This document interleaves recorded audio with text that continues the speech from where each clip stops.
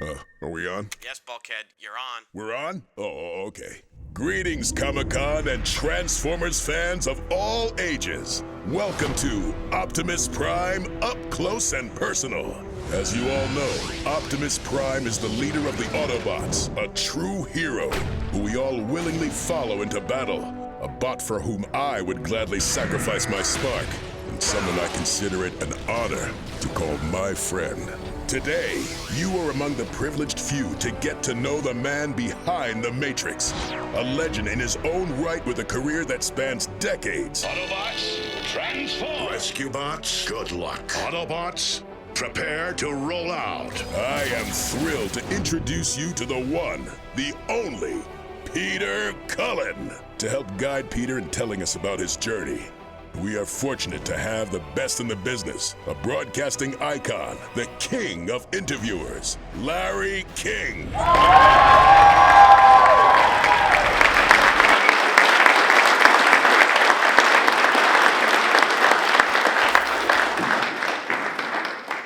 Hey. You hear this? Oh! Thank you for that wonderful reception. It's great to be here in San Diego at this incredible convention. We moved from here to Hollywood Boulevard. Anyway, I have interviewed a few folks in my day, but it's rare you see a voiceover actor recognized for his work. And the time has come now to honor a legendary voiceover actor, long overdue for this recognition. He's been doing voiceover work as the Transformers character Optimus Prime since 1984. We thought where better than to pay tribute to Peter Cullen than in this tremendous convention. We're saluting a man whose unmistakable career has taken him through incredible days since his early days, first on the original animated TV series, Transformers Generation 1, and then the 3 box office smash hit Transformer movies, and now his work on the Hub TV Network's Emmy Award-winning animated series from Hasbro Studios. Ladies and gentlemen, Peter Cullen.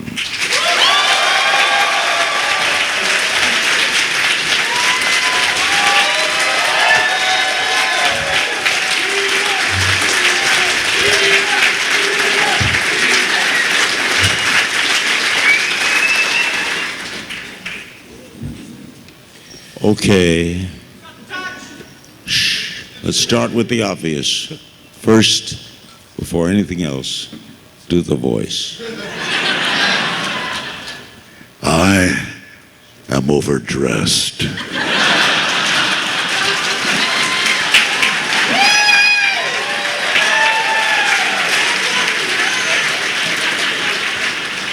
What a career. Spider-Man, the Smurfs, Pac-Man, G.I. Joe, Scooby-Doo. Feature films include the vocals for the main character in King Kong, the Gremlins, the Human Alien in the Predator films, the voice of Carr in the Knight Rider TV series, video game credits, Mario and Donkey Kong. How did that come about? Well, Larry, it probably was accidental.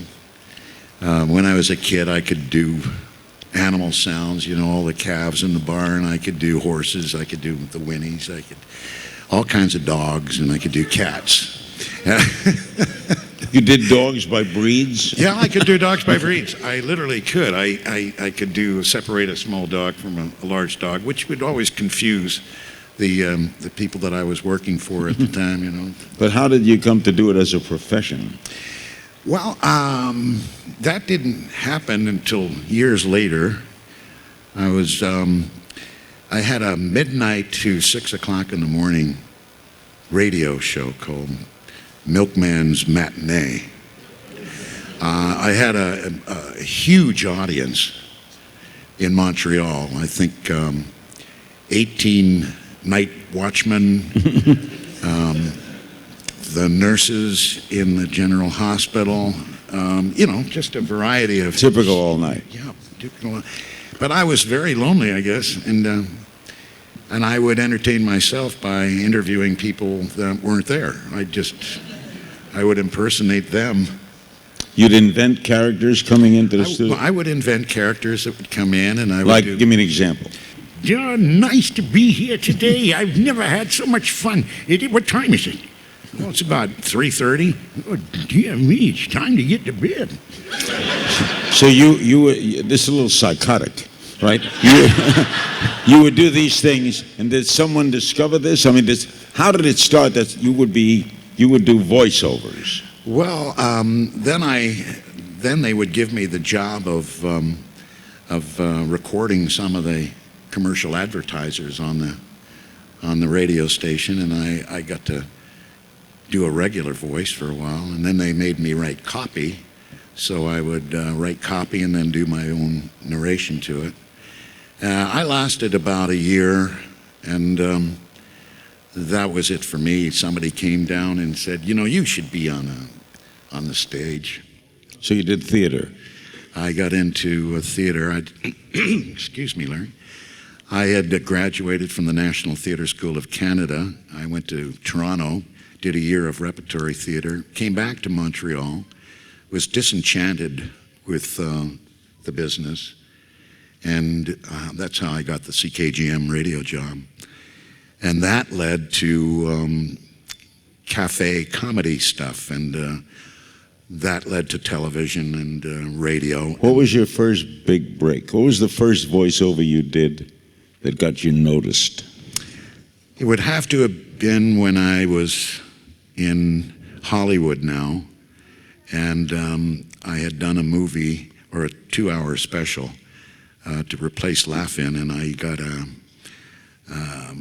sad awakening when we saw the 2-hour special, and my manager just went, "It's going to go nowhere, Peter." And 2 weeks later, I was asked to do the little man in the ball on the Sonny and Cher show, and at the same time wait for 16 counts and then say, well, it went like this. It's a Sonny and Cher show. And then I go, Wait a minute. This was your big break. this is my break. So somebody heard this and said, that guy's got it, man. Then the kettle drums went off, and all I had to say was, "Ladies and gentlemen, Sonny and Cher." And then they said, "Who is this guy?" All right, what this audience would be most interested in, obviously, let's talk about Optimus. There you go. Now, we were talking earlier, we were doing an interview as to how you got that voice. There's a lot of ways you could have done that character. You could have done him broad, loud, but your brother had a softer voice, and he recommended you go soft, right? Well, partly right. Larry my brother Larry was a Marine, and he had served in Vietnam, wounded, and he became, he won the Bronze Star, or received the Bronze Star, pardon me. And then became a captain after that. And we were living together in Burbank, California. And I was on my way to an audition, and he says, "Peter, where are you going?" I said, "I'm going to audition, Larry." "For what?" He said, "For a truck." And he laughed pretty much the same way you guys are, you know. He said, "A truck?" And he said, yeah, a truck. I mean, so, but he's a hero, Larry. He's a hero. He said, "A hero truck, Peter." Well, Peter, be a real hero. Don't be one of those run-of-the-mill heroes. You know, they're always screaming and yelling. And said, be gentle, be calm, be soft. Lead, you know, be strong enough to be gentle. I said, "Okay." He said, "And good luck." I took that with me. And Larry, I got to the audition, I read the sides, and Larry just jumped off the page. And I just said, You did his voice. Did him. And just the way he would be calm, you know, I'd say. So tell me how you discovered that into this apparatus, right? Do that voice again as to how you got it. I would think down inside and I just thought of Larry he's always truthful, honest, and strong. And he never raised his voice, you know. He could get it done with a look in his eye. And just by saying, you know, if I had, you know, taken his baseball glove or something, he could just look at me and say, "Peter, put it back."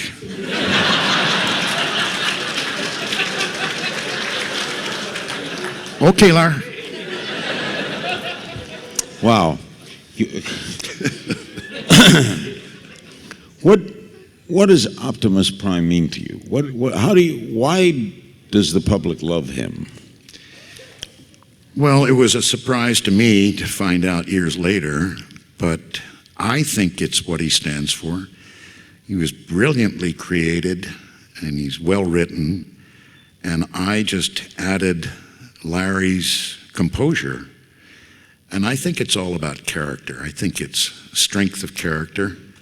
I think it resonates with courage, dignity, honor, responsibility, courteousness, and strength. You know. What about when they had him killed?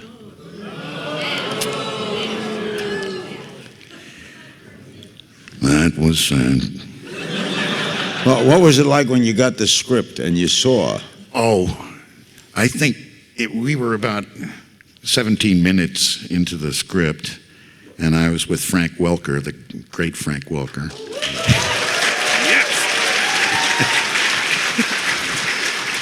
And I said, Frank, he said, what page are you on? He says, I just ruffled through and just doing my lines. I said, I'm getting whacked on page 17. He says, you're kidding. He says, no. He said, well, there go the car payments. I've been saying that for 10 years now. You'd think I'd have that car paid off by now. So then they bring it back much later, right? They bring me back in 2007 for the first movie, and then the second and the third. Did they movie. have an explanation how he was dead and now not dead? Well, you can do a lot of things with metal. That's right. Hasbro probably rebuilt them. Oh, Hasbro, God bless them. You know, God bless Hasbro, and especially now the Hub, Discovery Hub, their network. And we have Transformers Prime now, which is a whole new generation of children, and I'm really grateful for them. Yeah.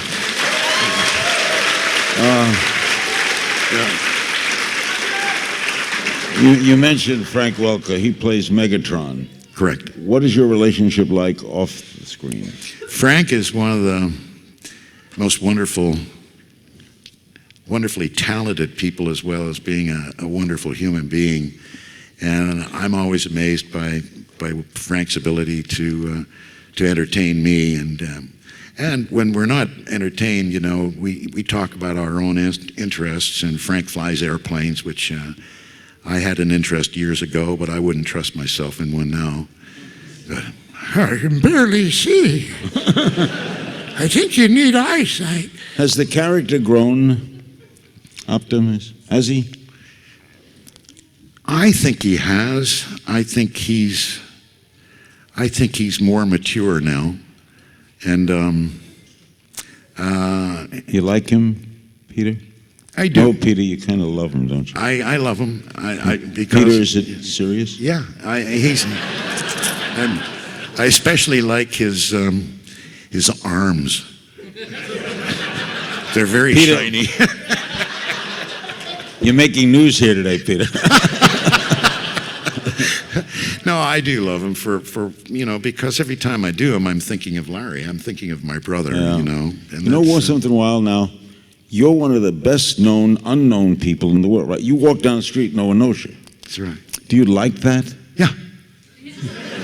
No, you like anonymity. I do. I made a choice years ago when I finished on-camera work, working with a lot of great talented people, Richard Pryor, Jonathan Winters, and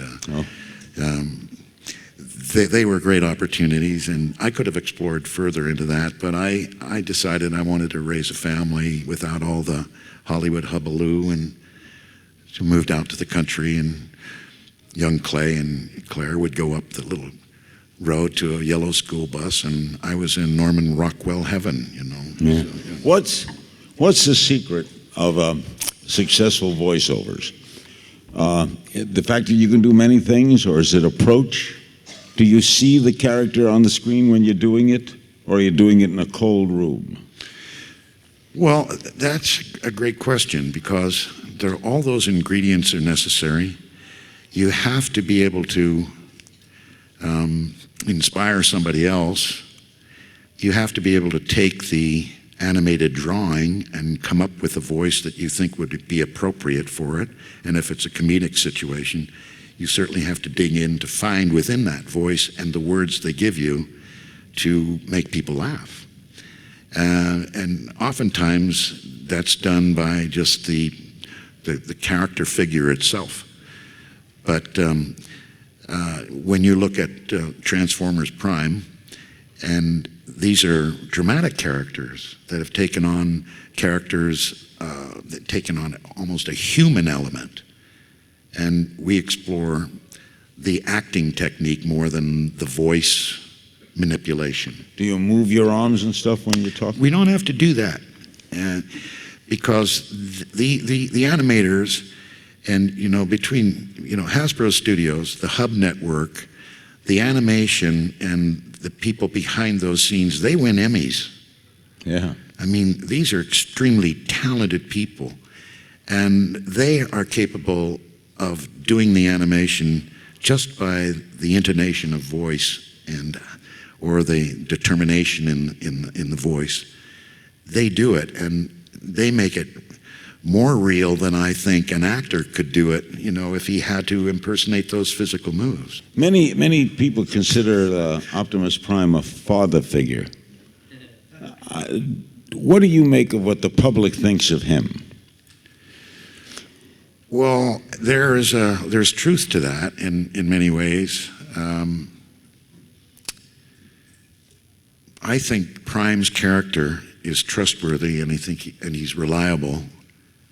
And through my experiences in rooms like this, I've talked with young men that didn't have a father, and latchkey kids that were raised by Optimus Prime, and they were very grateful that I was there in their childhood, and that was a big surprise to me, and I developed a huge responsibility to maintain that.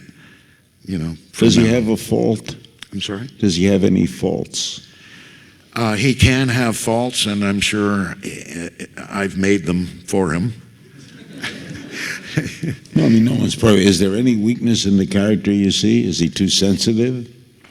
I don't think so. I don't write the script, number one. And if there ever was an opportunity that suggested that perhaps Optimus Prime was leading or going in another direction, I would be very, very insistent to say no. And I've never had that problem. Would you like him to have a relationship? Let's see. That would be very interesting. Folks, we have a microphone in the middle. We could line up there, and we'll start with the lady. How do you feel about other voice actors that have voiced Optimus Prime? Well, when I finished with Optimus Prime in 1986, I didn't pay too much attention after that. That's understandable. Not that I disliked anybody else that replaced me. It was just that I had to move on and do other things, and I was very busy. And my kids were grown enough to the point where they were no longer watching, cartoons. They were becoming very, very active in sports. And I just wanted to say you've had such a big effect on my life, and thank you. And my question is, we all have our favorite Optimus Prime quote, but I would like to know what yours is and why. I think the one that stands out more than any other is the line, "Hold on to your dreams. The future is built on dreams." Oh, wow. Next. Thank you. You've played Optimus Prime for a very long time. I was just wondering if things have been different. Would there be any other Transformer that you would have liked to play the voice for? Oh, I would have played any other character because I had so much fun with the people I work with. And especially now in Transformers Prime, the cast that I work with, Frank Welker and Steve Bloom, and you heard Kevin on Grimm, Suma Lee, and there's just so many of these. They're great actors. And, Hasbro and Hub, they put together perhaps some of the greatest talent that I've ever worked with. I love them. It is acting, is it not? Oh, yeah, this is acting. Could you switch roles with Frank? No. You couldn't do that voice? I couldn't do it as well as he could, nor could I do anything that Steve Bloom can do. Steve Bloom, I mean, you can be in a room with Steve Bloom and you would think you were on a Shakespearean stage. I mean, he's brilliant. Thank you. Thank you. Next. Who are you dressed as? I'm Princess Peach from Mario, only I'm Tanuki. I'm the raccoon version. Did you get that? I got it. This is a weird place. Go ahead.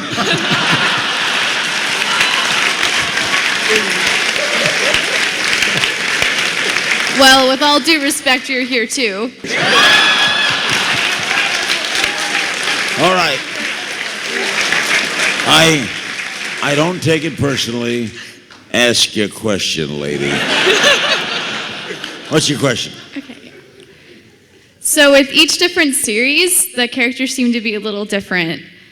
Is Optimus always the same Optimus to you, or does he differ like from G1 Optimus to now Transformers Prime Optimus, or is he always the same to you? He's the same. He will always be the same as long as I am Optimus Prime. I will never do anything else. Thank you. Next, gentlemen. My question is, when you got the script for the beginning of season 2 of Prime, and you read that Prime was becoming a Decepticon, how did you feel about that? Well, thank goodness for producers and directors that they would say, this is where we are right now, but this is where it's going. So I was privy to a lot of information beforehand, but I can understand the reason you're asking that question, because I'm sure they wouldn't have put me through that again. Oh, mercy me. Are you okay, Peter? Yeah, I'm fine. All right, thank you. You've emotionally destroyed it. Next. With the Optimus character, you voiced him in a series of instances now with both animation, movies, and video games. I was curious, of the three of those, which one did you enjoy the most, both in terms of the Optimus character and the overall process of voice acting for that type of medium? Good question.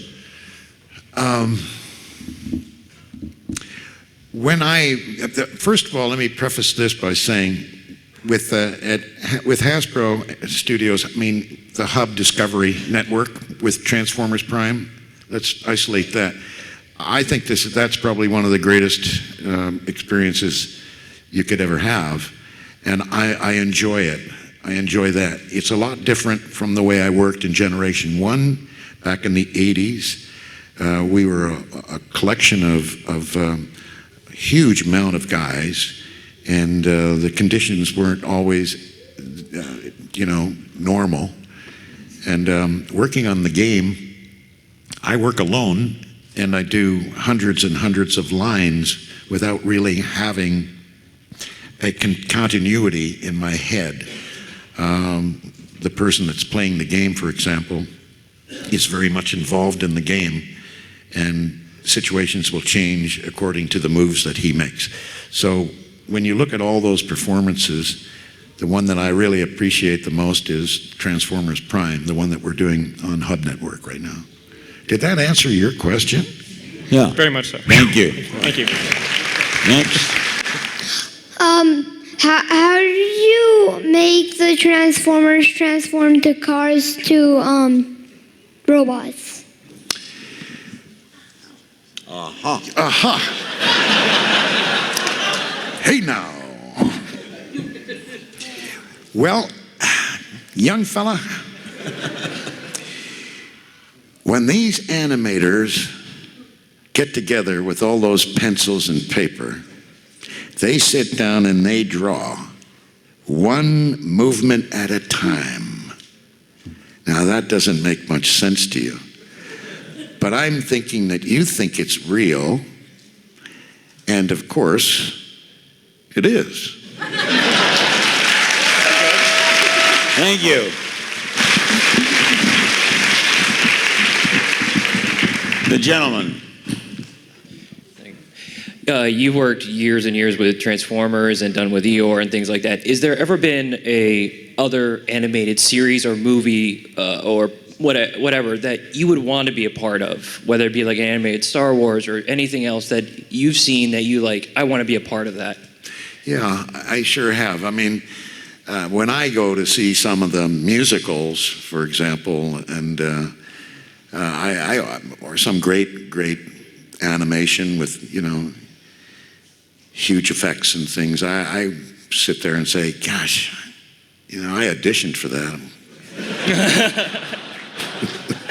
Was Mel Blanc your hero? Mel Blanc, without a doubt, was a real hero in my life. I could remember when I was 6 years old in a small little fishing village in Massachusetts, and there was a little theater called the Playhouse Theater.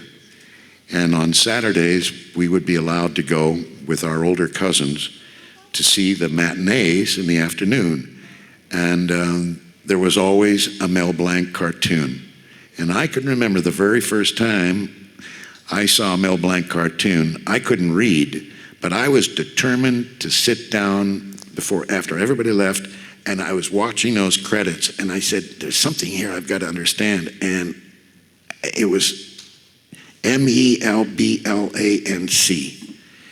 And the next time I saw that name, I could really read it, but I recognized it. Mel Blanc did hundreds of voices. He appeared on many radio shows. He did Woody Woodpecker, Bugs Bunny, he was Elmer Fudd. He was great. Next. Hi.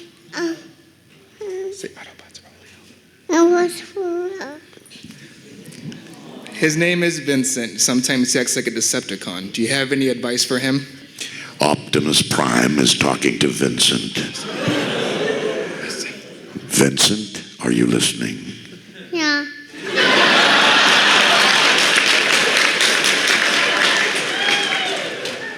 When your daddy asks you to do something, I want you to do it. I want you to be the best boy you can. I love you, Vincent. I love